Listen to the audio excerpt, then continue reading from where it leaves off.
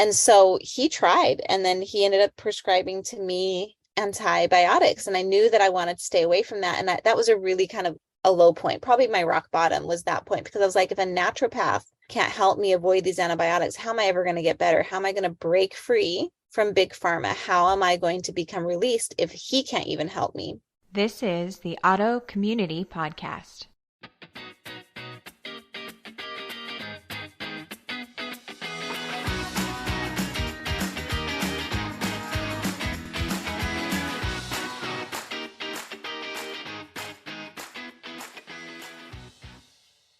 All interviews presented on the Auto Community Podcast are designed to provide information and inspiration only. Guests of the podcast may present opinions and anecdotes that are solely their own.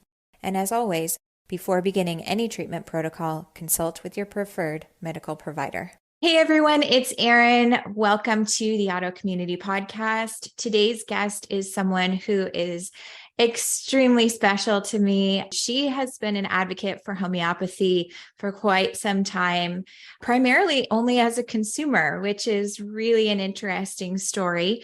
So please join me in welcoming Paola Brown. Paola, thanks for being here, for taking time out of your really busy schedule. Can you just tell us a little bit about why homeopathy? What brought you to that place where you decided that you were not only just going to be a consumer, but a very vocal advocate for homeopathy for everybody else? So there's this acronym in homeopathy, and it's TEETH, and it says tried everything else, then homeopathy. And that was honestly how I found it. You know, the sad part is I actually grew up with homeopathy, and I had a lot of just that. We were immigrants from Brazil, and my mother, she brought with her a homeopathy kit. So I was raised very, honestly, it wasn't that my mom is into natural medicine, but it wasn't primarily because she was just this crunchy, valued natural medicine, although she did. It was because we didn't have health insurance. And so she brought with her a kit. So I was really raised very healthily because I didn't have access to conventional medicine, which to me, I regard as a blessing now. At the time, my mom thought it was this terrible thing. She couldn't wait for my dad to graduate university to be able to, get us health insurance. But then what happened is he did graduate, he did get a job, and he got us fine health insurance. And my mom was so happy that she threw out her kit, her homeopathy kit, thinking like, oh, now we don't need to rely on these kind of home things. We have like big medicine to take care of my family. And so to her, it was kind of a symbolic of achieving the American dream, but actually that was the beginning of my decline. I had, gotten married, developed a lot of UTIs after that. And yeah, it was just, I took so many antibiotics for it. I developed interstitial cystitis. And I think my bladder was always a little finicky before that. I just didn't, before you have kids and stuff, like you don't know your body. So I became really, really sick. The way I described my symptoms was, light my bladder on fire, turn it inside out, and put it out with a track shoe. That's what it felt like for 7 years. And it was rough. It was really rough. So I did all of the right things. I did acupuncture. I did chiropractic in case it was my spine that was pinching a nerve to my bladder, the pudendal nerve. I did diet. I did paleo. Then I did autoimmune paleo. I was so thin and I did notice that foods were a huge trigger on my bladder, huge trigger. And so I had to be really careful and the list of foods I could eat became smaller and smaller. And I was on I saw a picture of me back then just the other day. And I was like, oh my gosh, I was skin and bones, and I'm Brazilian and we are not skin and bones. So anyways, it was really hard. And eventually it was actually through like a really awful period where I had taken more I had been working with like a naturopath, Erin, and I developed a UTI, and the naturopath tried all these different supplements and remedies so I had the chronic bladder disease, but then I actually got a real UTI with infection, whereas before it was just always, the cultures were coming back negative, just the inflammation was there. And so he tried, and then he ended up prescribing to me antibiotics, and I knew that I wanted to stay away from that. And that was a really kind of a low point. Probably my rock bottom was that point, because I was like, if a naturopath can't help me avoid these antibiotics, how am I ever going to get better? How am I going to break free from big pharma? How am I going to become released if he can't even help me? Right. And that was really, really scary. And then I took the antibiotics, developed a new autoimmune disease. I was just at that point. I had taken so many. I really can't, my body till this day probably can't handle anymore. Although that was the last time I took it, was from this naturopath. And then I developed this itching all over my body. And it was a disease called dermographia. And that's when I began to connect the dots that I was really kind of going down the mast cell activation disorder, Right. which is a really bad issue with histamines. And so what I did, and I recommend everyone to do this, what I did is I sat down and I began to look at people who were dealing, because if I took a Benadryl, all my symptoms would go away and they would stay away for like 24, even 48 hours, maybe just one little pill. But when it came back, I noticed that it was worse than ever. And it felt worse. And I was like, it's almost like it's getting a little bit worse after I take the Benadryl. And I only took it like 1 or 2 times. And so I started researching people who have these diseases, and I started noticing that all of them eventually would graduate out of Benadryl and they have to take stronger and stronger and stronger antihistamines, and they were developing more and more diseases. And, like then they're starting to get like breathing issues, asthma, like all this other kind of allergy histamine stuff. And that was really scary for me. So then I just laid in bed, I kid you not, for 3 months straight. Because if I stayed still and I didn't move, I didn't itch. And of course, like my bladder is hurting this whole time on top of all that. And any movement, taking a bath, like sitting on the toilet seat, that cold from the toilet seat would cause me to get hives. It was just awful. Just any movement was horrible. And so then I just said, I'm not gonna start down that path. Like this has to be my stopping point. Right. And then honestly, it was God. I'm a Christian. I prayed. I probably said please to God 100 times in that prayer out loud on my knees by my bed. And which was even a struggle to get on the floor to pray, but I was like desperate. I wanted to do it all right. Not that God cares if you're necessarily kneeling or not, but I was just like very humble. And I just said, I need help. And the words to my mind came gut health and homeopathy. And that's when I started my journey into homeopathy. Like the word homeopathy was when I hadn't really explored. And that's when I found a practitioner. And I do recommend working with a practitioner. I know you're one. Right. If you have something chronic, you should work with one. And that was the beginning of my journey. And even my homeopathy journey had some ups and downs and nuances, but it was the first time something really worked. Everything else was kind of palliative, meaning it would lighten the load, the symptoms a little bit, but it wasn't okay. And keep in mind, guys, I went to the Mayo Clinic. I flew to California, to Maryland. I saw the best of the best doctors. So I didn't even go down the natural medicine route right away. Like I went the medical route first, thinking, Right. How grateful we are in this world to have such modern medicine. And then I was like, you guys suck. Your options are actually horrible. Oh, here's a great story. Sorry, just I'm babbling away. It's okay. So when I had developed interstitial cystitis, the bladder disease, I went to my doctor, and I was living in Houston at the time. And it's considered like the medical mecca. There's just, the MD Anderson cancer centers here. Many people flock to this area for medical treatments. And so I went to a really good urologist, and she was like, okay, we can give you this pill. It's a little blue pill. It'll turn your urine blue. And I was like, okay, well, what are the side effects? Because my mother did teach me that.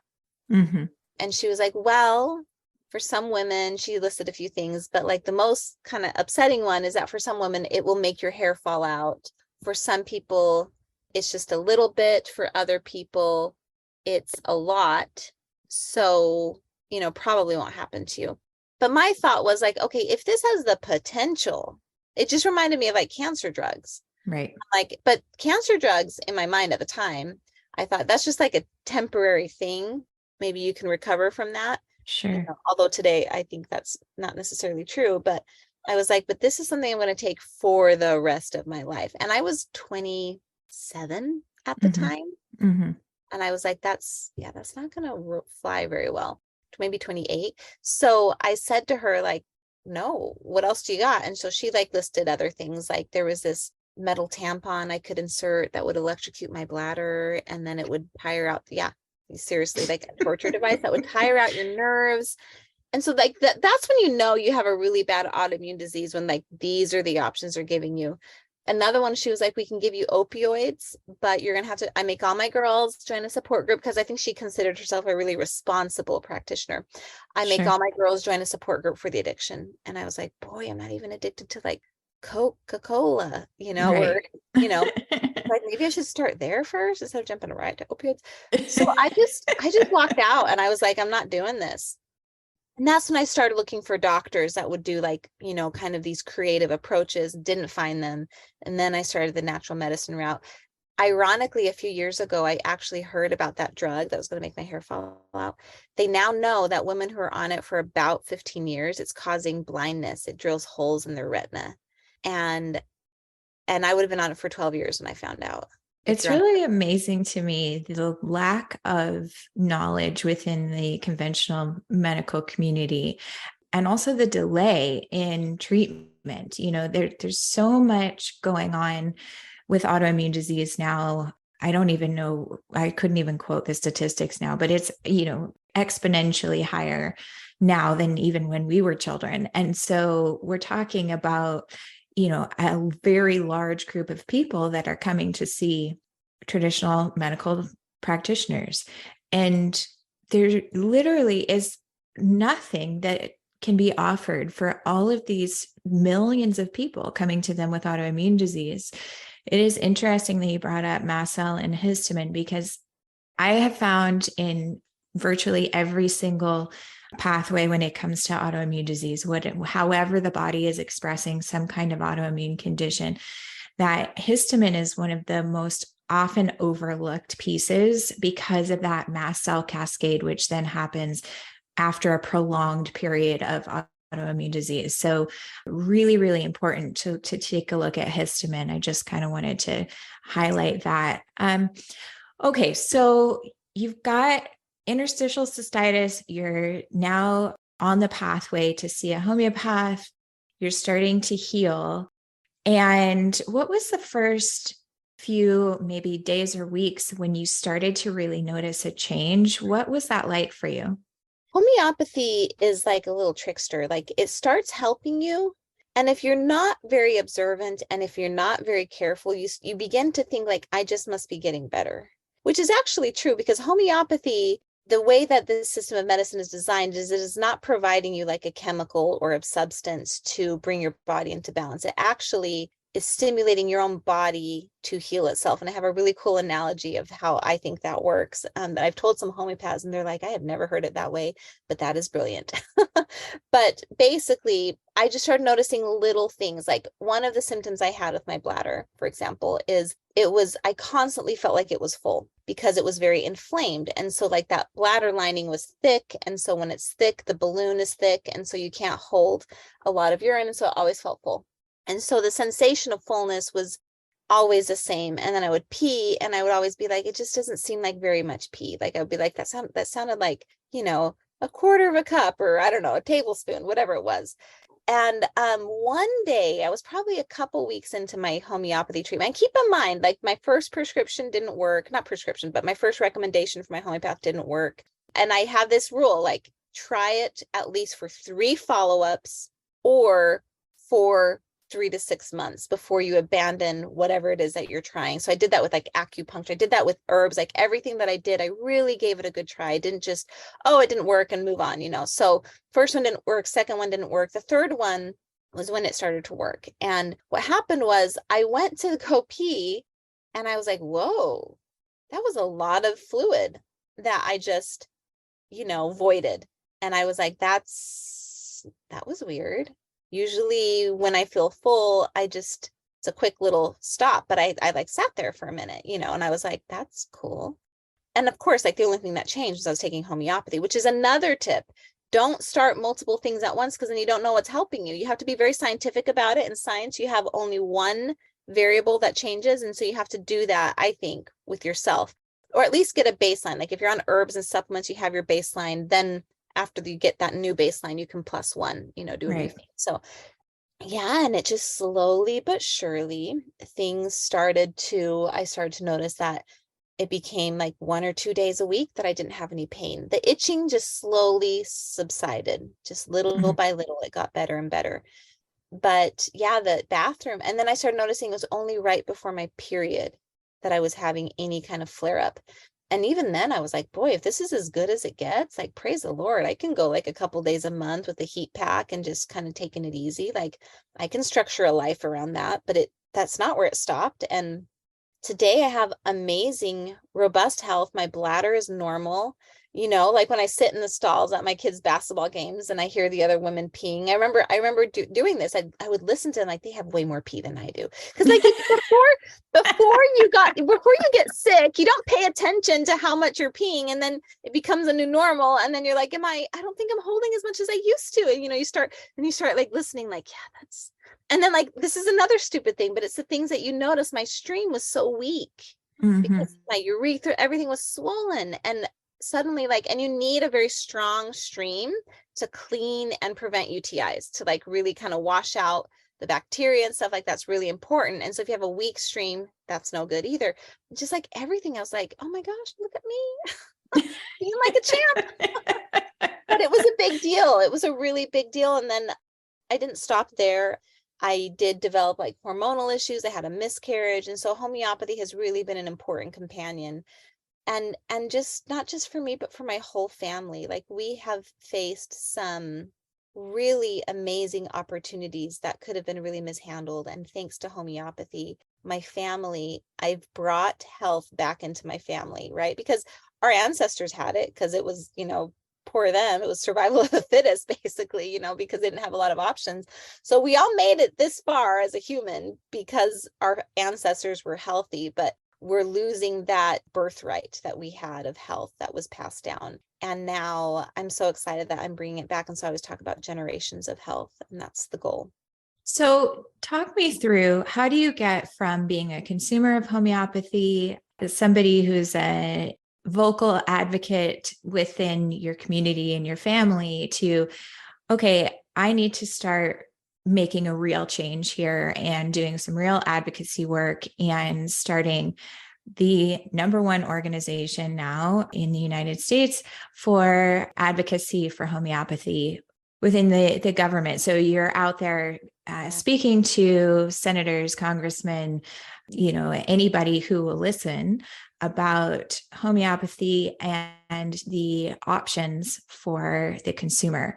So what was that transition like for you? Was there some sort of a trigger that gave you that inspiration to go ahead and start Americans for Homeopathy Choice?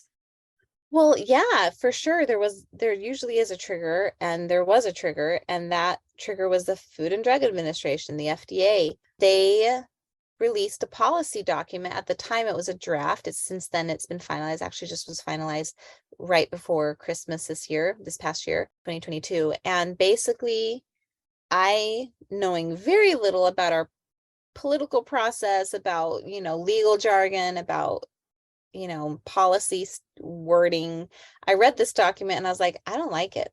I don't like it. And I feel like this is going to undermine my access. And so we did this very innocent little thing that I don't know if I regret it, but I knew what I was getting into. I don't know if I would have done it, because you know how these things tend to spiral. But basically, we decided, let's do a Facebook ad. And because whenever an agency releases a policy document like this in draft form, they're supposed to accept public comment. So we said, let's do a Facebook ad and collect some money, make a Facebook ad, and invite people to, because those are like the good old days of Facebook, invite people to comment on this guidance document. And that's how, that was my first mistake, because it's never just that. And so, I had a lot of people I was teaching homeopathy to, and I'm not a professional, but just kind of like mom homeopathy, I started teaching them. And so I had a group of people that were kind of the beginnings of the influence in the homeopathy world. And yeah, one thing led to another. And before I knew it, I was talking to attorneys who wanted to help me. And then boom, we have Americans for Homeopathy Choice, a very large grassroots organization. We have over 105,000 members. And we have an amazing grassroots team. I can't take credit for that. We have a gal named Laura Held, who's just brilliant. I like to joke that she's the left brain of Homeopathy Choice and I'm the right brain.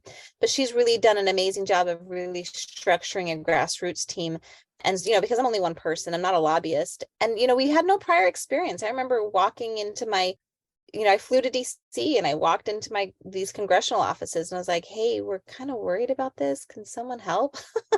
And so we learned so much along the way. And so now we train advocates and they're just doing so much amazing stuff. I have like this really great story about, we have state captains and the state captains are in charge of the district leads. And so each of the congressional districts has a lead. And so, we have like kind of this little structure that we do. But there's this one state captain in one of the states, Oregon, I think it is. I might be getting that wrong, but Oregon, I think. And she noticed that one of the senators was going to be doing like a tour around the state, meeting people in all these different counties. So she got the list together and she shared it with all of her grassroots members we call it the HAT team, the Homeopathy Action Team. So she shared it with them. She's like, I want all of us to go to all of these town hall meetings and I want us to ask these questions. So they did. And just like a couple days ago, she went to the one that was near her. She went and she rose her hand and she got to ask a question. And he says, this issue about homeopathy has been brought up to me at the last 10 town hall meetings. I would like to be the senator to help out with this. You know what I mean? And so that's just a good example of how, if you get organized, if you get really structured and really granular, you can actually make a difference, believe it or not, and you can get their attention. And that's what we did. And that's what we're doing I have countless stories like this, countless. And that's, we're really indebted to these men and women who have, mostly women, taken time out of their busy lives to learn how to do this, and you don't need that prior experience. So it's been an amazing journey, and really, homeopathy is the people's medicine. It's affordable, it's safe. Mothers have been using it since before the Food, Drug, and Cosmetic Act. It's an old medicine developed in the late 1700s, early 1800s, and it makes sense to me that that's how we're going to have our impact, is through the people, and that's how much so many good things happen, is through that process. So yeah, I actually have my own personal story about that. So 2 years ago, I was part of the HAT team, and we went and I found out that my neighbor was actually chief of staff for my local congressman. So I ended up speaking with my neighbor and then eventually to our congressman on a couple of occasions. And it turns out that his wife was actually utilizing homeopathic medicines within his home. So he was somewhat familiar with, some of these homeopathic medicines. And so it was something that ended up becoming personal to him, and creating those connections is really, really important, because a lot of times, especially, we know that we have a very large government. They don't always see all of the issues coming, across their desk, of course. So you kind of got to be the squeaky wheel and continuously be in their ears and letting them know, hey, this is important and we're your constituents and we would like assistance. So what's next for Americans for Homeopathy Choice? So obviously you mentioned it a little bit, but there is this draft guidance that has now become guidance, correct? And so it essentially, from my understanding, says that homeopathic medicines will be classified as illegally marketed. And so there's definitely some concern there. So number one, what is the main concern? And number two, how do people get involved? Yeah, so what the guidance document does, it's a policy document. So just keep in mind, it's not a legal document. And it's important for me to point that out because we need to talk about this intelligently, and we don't want to be seen as, you don't know what you're talking about. But basically what it means is that Congress said homeopathic medicines are legal, and they enshrined our access to that in the Food, Drug, and Cosmetic Act, because it says anything in the National Formulary, the United States Pharmacopoeia, or in the Homeopathic Pharmacopoeia of the United States are legally medicines and drugs. That enshrines our access. They wanted people to have access to this. But now the FDA is saying, yeah, they might be legal, but if it's being marketed, they're all being illegally marketed because they haven't passed through the drug process. The drug application process is one that has been designed for conventional pharmaceutical drugs. And we actually uncovered language from the FDA that says, because homeopathy was never intended to go through that process, that drug process. It was designed for chemical pharmaceutical drugs that were dangerous. And we have statements even from the FDA, aside from the fact that we have decades of policy and decades of, discussions with Congress in the Federal Register that says because of the uniqueness of homeopathic medicines, we're not going to do this or that we're doing to regular drugs. So we have so much evidence that it was always intended to be a separate and unique thing. But the FDA is saying, well, they're actually pretending like that never happened. They're not even saying, no, we disagree with that now. They're just saying, oh, no, they've always been illegal. So what they're saying is, since they're on the shelves and they haven't gone through the process that was designed for chemical pharmaceutical drugs and never designed for homeopathy, because they haven't gone through that process, that means they're being legally marketed. And what other reason do they need to pull a medicine off the shelf if they ever feel like it? It doesn't need a safety issue. It doesn't need to have any other problem other than the fact that it's not a new drug. So it's illegally marketed, so we can pull it off whenever we want to. And we've seen them. They're doing this through imports as well. Mm-hmm. So a lot of companies will import medicines. And so, yeah, they will, like, there was this one company that was importing medicines to the United States, and I think they've been around for about 60 years, but we have really solid data, 60 years globally. They've been around for 60 years globally, but we have really solid data for the past 20 years, and it's been used 325 million times. And there's only one adverse event report. And it's just, and that can be like nothing. That could be vomiting, So that's an impeccable record. And so FDA blocked their importation, this whole category of medicines that this company did, and now people don't have access to it.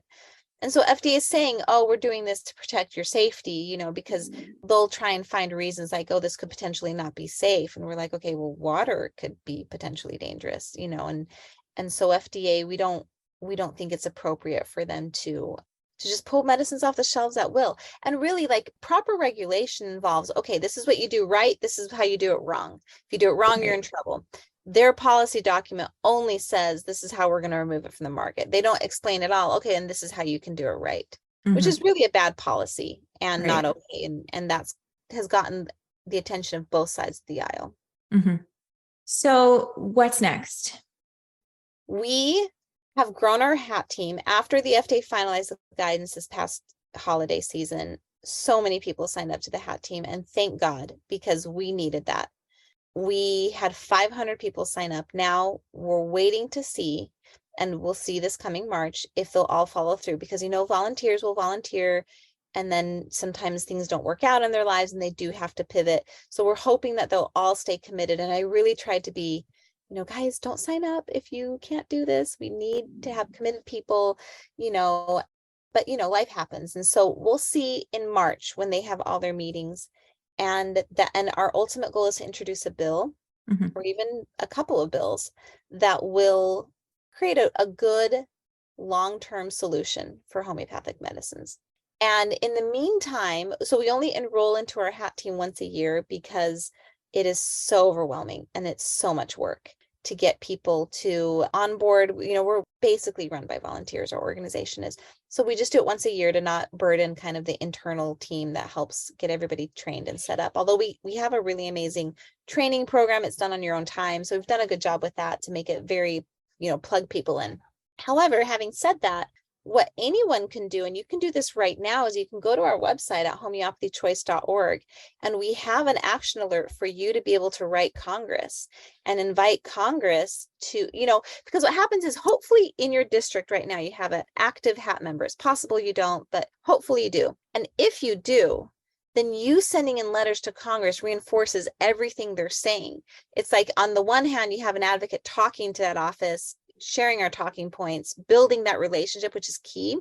And then you have the constituents in the area sending in letters. It really backs them up, and it really helps the offices move this up on their priority list. Because working with Congress is like working with a very distracted child who has a lot going on and isn't necessarily able to do everything. And so you're really trying to empower them and to encourage them to move this up on their priority list.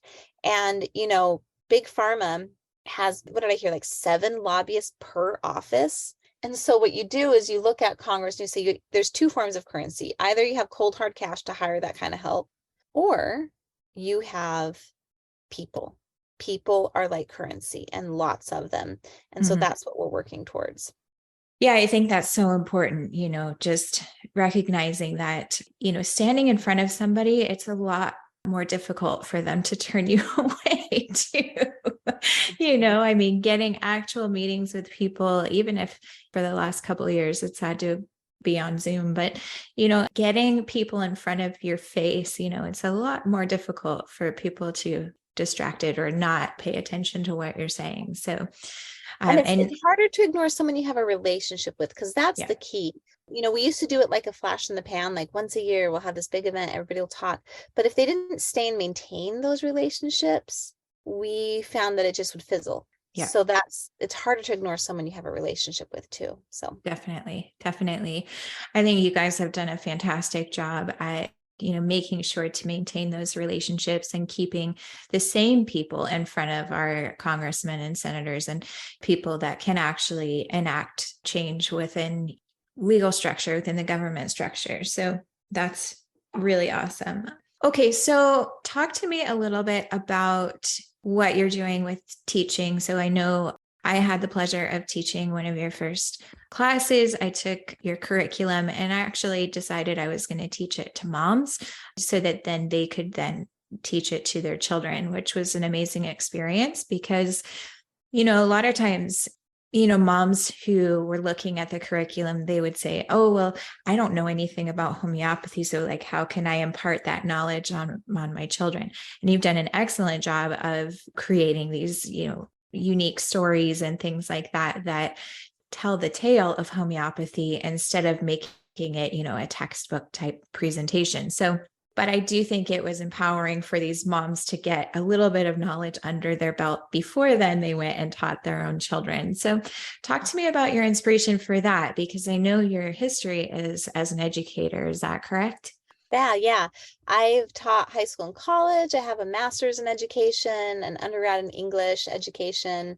I love teaching. It's definitely something that comes naturally to me, and it's nice to have something that comes naturally to you and get to spend your time doing it. But, it kind of goes back to my origin story of like growing up with homeopathy and being immigrants from Brazil. What happened was when I realized that I had this medicine, like, can you imagine like that feeling of like, okay, I've suffered with this autoimmune stuff for 7, 8, 9 years.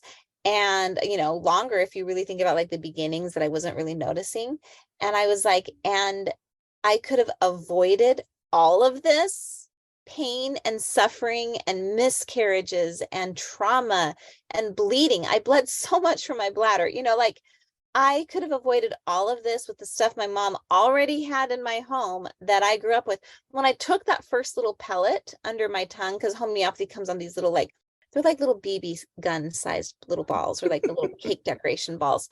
When I took that, I had this flashback to my childhood. And I was like, I remember these. And so I was just like, how sad that we totally had this and it's been lost. And I thought that was just so tragic. And so then I realized, I told my mom, like, you're always so close and yet so far, and she was just like, I'm sorry, I didn't know, and of course, like none of us knew. And that's the thing. We have to be intentional and we have to teach our kids why. We cannot raise our children in a holistic lifestyle and hope that they're just going to, osmosis and internalize that. We have to be intentional. We have to be clear and we have to be direct. And so some of the things I teach in my curriculum are all of those things, like what led me to sit in that doctor's office and turn down the drug that would have caused me blindness later on, because lots of other women didn't. Plenty of women became blind with that drug. What caused me to turn down the torture device? I guess that was just a little bit easier. Or like the opioid addiction, like what in it? Well, I think it was that question. Well, what are the side effects? And asking that point blank in that meeting and then thinking about that. So in my curriculum, we talk about concepts like, before we get to the homeopathy stuff, which is really the cool and fun stuff. But before we get to that, the questions are, did you know that your body is designed to heal? Did you know that drugs have side effects, that you should read about those side effects? Do you know when you meet with a doctor, you should ask questions? You don't just take it. You don't just say, yes, okay, thanks, and march out like a good little soldier. You learn to ask questions. We do role play in my curriculum about that. So it's all kind of the why that is so important. Terrain theory, which we all witnessed during the COVID time, right? We all witnessed like terrain theory, meaning some people were very susceptible to COVID and had a heck of a time getting over that. And some people blew through it amazingly. And this idea of susceptibility, how do we make ourselves more susceptible or less susceptible? And so we talk about all of these things leading up to, okay, but sometimes our bodies do need help and they do get stuck. And that's where homeopathy comes in. But if they don't have that why, we really miss out. Yeah, I think that's so important. And I do think, what you were talking about earlier about try everything. And then homeopathy, it's so true, because I remember having kind of a knee-jerk reaction initially to homeopathy when I was introduced to it, probably like 19 years ago or something like that. Met a homeopath, and the way he explained homeopathy was, he likened it to a vaccine, which I really don't like that analogy at all. But that's another story. So, I kind of had a knee-jerk reaction to this idea of homeopathy. And then when my son got sick, trying everything we possibly could. And the very first time we utilized a homeopathic remedy, my son was actually staying living room inside a cardboard box that we had received our couch in. And he'd been inside the home for more than a year and not left. His world just kept getting smaller and smaller and smaller until eventually he was living inside this cardboard box inside our living room. And we gave him a homeopathic remedy after the advice of a homeopath. And within hours, he asked to leave the house twice that day. And it was nothing short of miraculous. And so I do think, so many of us come to this, avenue of, okay, this is a healing modality that is so often underutilized. And most people don't even understand what homeopathy actually is. People think that homeopathy is herbs or essential oils or, anything that I cook up in my kitchen, it's like, Yep. so, I wish it's not. It's actually a little bit more complex than that. It's not right. the easy, like, oh, take some, elderberry syrup and everything will improve. You know what I mean? But it's also deeper, so it's okay. Right. Right. Yeah. And, I love that in your curriculum, you talk a lot about the historical beginnings of homeopathy with Hahnemann. And, the fact that most people don't even recognize that the first hospitals within the United States were homeopathic hospitals.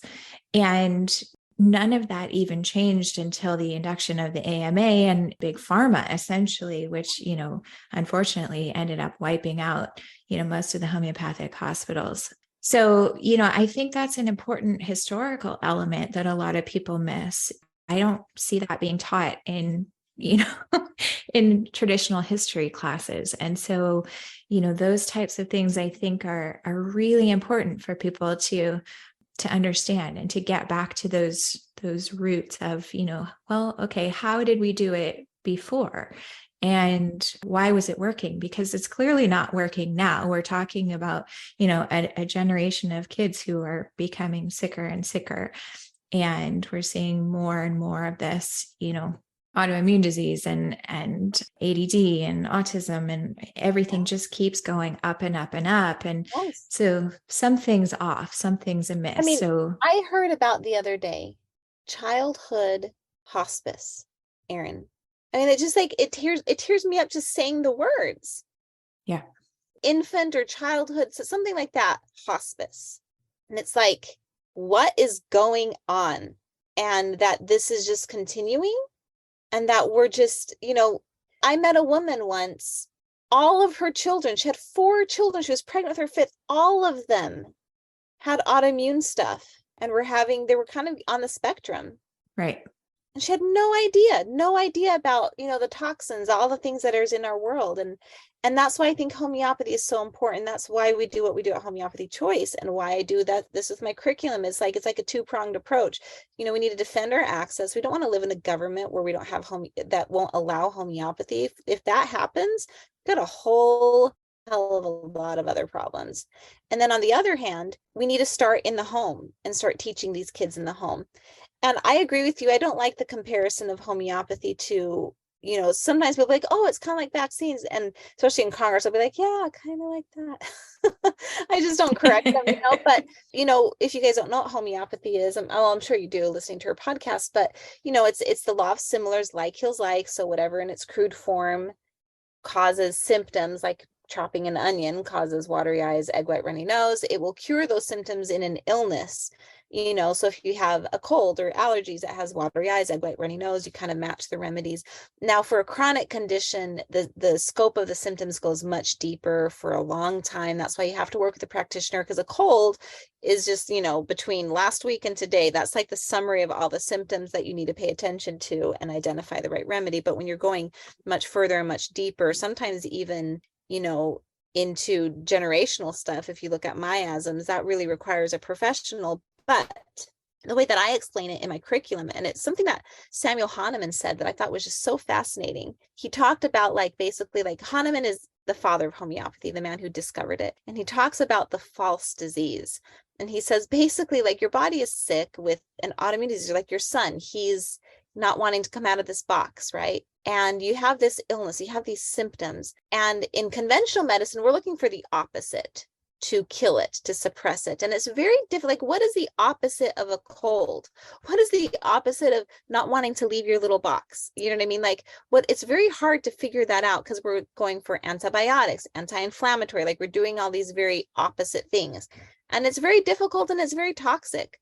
In homeopathy, we look for the similar. What illness in nature, what substance in nature mimics this? Because for whatever reason, your body, it loves you, it wants to help you, it wants you to get better, but it's not. My body did not know how to overcome the itching and the bladder disease. It just didn't know how to fix it. It wanted to, but it was going about it the wrong way. So we introduced a false disease through the homeopathic remedy, which is totally dilute, non-toxic, very gentle. So in the case of my bladder, one of the first remedies we used was something called cantharis. Mm-hmm. Cantharis isn't a very deep, long-term remedy, like some of the chronic stuff, but it was a good opener for me. Cantharis is made from the body of a little beetle called the blister beetle, or Spanish fly, which causes, when its liquid comes onto it, causes a burning and blistering sensation. And it would actually cause a blister. And so we took that remedy. Of course, I'm not taking the actual substance. It's so diluted. I mean, this is where the criticism for homeopathy comes. It's so diluted. It's like water.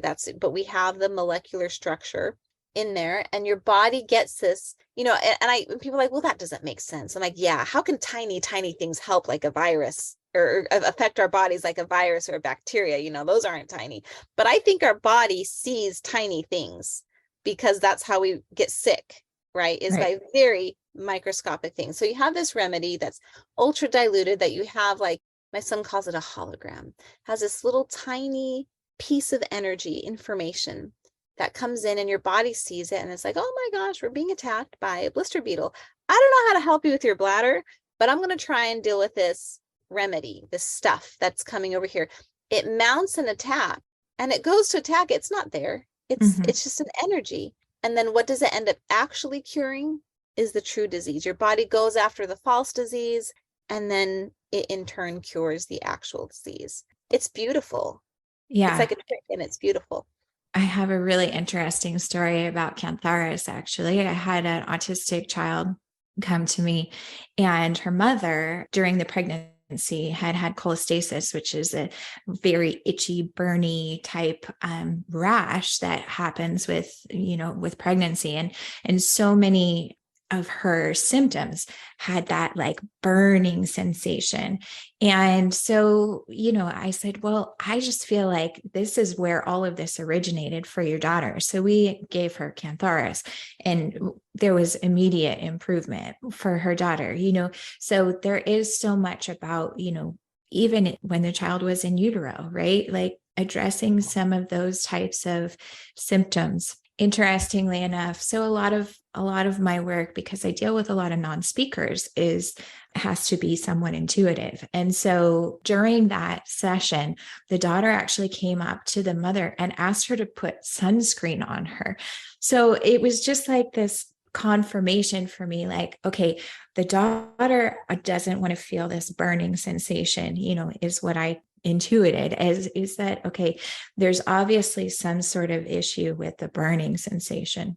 Now, obviously something like autism, it takes quite some time to try to, get a child to a point where they're, functioning a little bit more, normally. But at the same time, it was really amazing to see how that one remedy would have had effects on the mother, for example, during the pregnancy, and then to give it to the daughter. So there is so much that goes into homeopathic prescribing, it's very nuanced. And I think a lot of times people underestimate, I get a lot of questions. Oh, what can I give my son or daughter for this particular symptom? And the answer is infinite, really. I mean, there's so many different remedies that might be prescribed for an issue such as that. We're not talking about acutes, we're talking about, very chronic type issues. So I love that you have always encouraged people to go see a homeopath, because I do think there's so much more information that you can garner from a visit like that. And so on that note, are you still working with a homeopath Yeah, for with all the sure. knowledge? Yes, my whole family does. Ooh, it actually reminds me, I need to give my daughter another remedy. But yeah, we work with one, all of us, even my husband. We don't necessarily need to meet with her every month. Well, my family doesn't. I do. I still do. I think I still need some balancing, but this is the healthiest I've been in my adult life. I'm about to turn 40. So, this is the healthiest I've been, and I'm so thankful that homeopathy has done that. And just like, like I have some friends that I've known for a long time since high school. And I look at the struggles they're facing with like their teenagers and stuff. And look, homeopathy is not going to magically make all your problems go away. But, there are some key points in your life where homeopathy can actually really help. So a good example is my son, when he was about 11, turning 12, he was an early bloomer, just like me, and he was shooting up. He became 6 foot by the time he was 12. And right now he's 6'3". He was just growing and growing and growing. And during that time, he became very grumpy towards me and actually disgusted by me. I don't know why, but like, like that mom thing that happens. And so like it became to the point where like I couldn't touch him. He would shudder and like shake it off. And I remember one time he was sitting on the couch, and it was a 3 cushion couch, and he was on one end and I sat on the other end because they were all watching a movie, and I took my feet were cold. He was under a blanket, and I took the edge of the blanket and I covered it with just my feet. I'm on my cushion. There's a cushion in between us, and he's on the third cushion. Just me getting under his blanket that much. He didn't want to be rude, but he didn't want to. He got up, he's like, just take the blanket. He chucked it at me, went upstairs, had to get a whole new blanket because we couldn't be under the same blanket. It was super weird. And I'm like, this is not normal. Like I get a little bit of like, mom, don't touch me. That's healthy and normal, but part of the maturation process. But something about that to me in my gut was like, not okay with this. Mm-hmm. So I met with a homeopath, and I kind of opened up about all my concerns, and he talked to her too. And she was like, this is the remedy. And she gave me the remedy. I gave it to him that night. And even that, she says, do a split dose. So that night, and then in the morning, give another dose. And I did. And he was like asleep in bed, sleeping in. And then later that morning, I called all the kids down because I homeschool, and I said, let's read a book together. Actually we did morning time every morning together anyways. And Sure. I thought, let's read together. So they all came down, and Mateus was like stumbling downstairs. And on the couch on my left was my daughter, on my right was my younger son. So they were both there kind of squishy next to me. And Mateus looks at his brother and he says, move. Today I'm sitting next to mom. Like a typical older brother. So my son was like, all right, fine. He scooted over. Mateus sat down next to me and he put a blanket on top of both of us and kind of leaned in. Mhm. He says, okay, read. And I was like, shut the front door. Like, I could not believe the overnight transformation because we were like squished together. We were under the same blanket. Our knees were touching, our legs, our arms were touching. And it was amazing. And it was just like after that, it all settled. And actually, it started coming back a few months later. Just hit him with the same remedy again. And then he was really done. And it Yeah. was interesting. It was a remedy that is typically used for when your bones are growing super fast. I had no idea it could have this profound impact on the Yeah. mental emotional state. You know what I Yeah. mean? But it just is, it's like he was having a hard time transitioning Yeah. into that teenagehood or whatever. And now he's, 15, and I'm the mom where I sit in the car, and if my kid is sitting next to me or my husband, whatever, I grab their arm and I hold on to their arm and just have that affection. And he lets me do it. Yeah. Doesn't Yeah. shake off. And I'm Brazilian, so we've always been pretty affectionate. I drape my arm over their shoulder at the grocery store. I'll hold their hand, not anymore, but and they've always been okay with it. And he still doesn't mind. And Yeah. and it's just, I think about, what if that hadn't changed, Aaron, back when he was 12? He was really kind of headed in a weird direction, in a very dark, gloomy, Yeah. isolated direction. And we cut that off with homeopathy and just kind of gently moved it back in the right direction. And I look at some of the struggles my friends are having with their teens, and it's heartbreaking. And I Right. don't know if homeopathy could have addressed that or not. I don't know what they're going through, but I do feel like I dodged a bullet. Yeah. And I Yeah. feel like more than just curing my health, more than me, to have my kids healthy, that is worth it. I'm like tearing up just talking about it. It's worth it. So, And now you're doing the same for so many other families. And I know there's so many people that really appreciate all the work you're doing, especially as a homeopath and as a mom who utilized homeopathy in such a way to make a huge impact in my own life and my son's life. So we're grateful for you and for all the work that you've done. As hard as you work, I see it. I know that you work really, really hard. And just know that people appreciate you more than you know. oh, well, thank you. Well, I'm excited about your podcast, and I hope it keeps going well. I'm honored to be one of your guests, and I just love what you're doing. So, Thank you. Well, so Paola, let's just reiterate how people can find you and how they can get involved with Americans for Homeopathy Choice as well. okay, so two different websites. The first website is just my first and last name, paolabrown.com. And I'm Brazilian, so it's not Paula with a U, it's with an O. So Paola brown.com. And then do /free. And you'll be taken to a space where I'm going to give you free lessons of all my curriculum. I have something for preschool and kindergartners. I have a curriculum that's a one-room schoolhouse, grades 1 through 12. I have like all kinds of like music for you to memorize remedies. I have so all the free lessons have a tons of really great stuff. And then as far as our advocacy work, you can go to homeopathychoice.org. And right there on the homepage, we have that action alert. And we would love if you could please, I think we have a goal, like by the time this airs, it'll just be ongoing. It'll be an ongoing action alert that we want you to do. So please do it, and help us get those numbers up, because that's really important. Awesome. Thanks so much, Paola, for taking the time out of your schedule. I really hope lots of people listen and join us in this very worthy fight to keep homeopathy an option for so many families who really need it. So thanks so much. All Take right. care, everybody.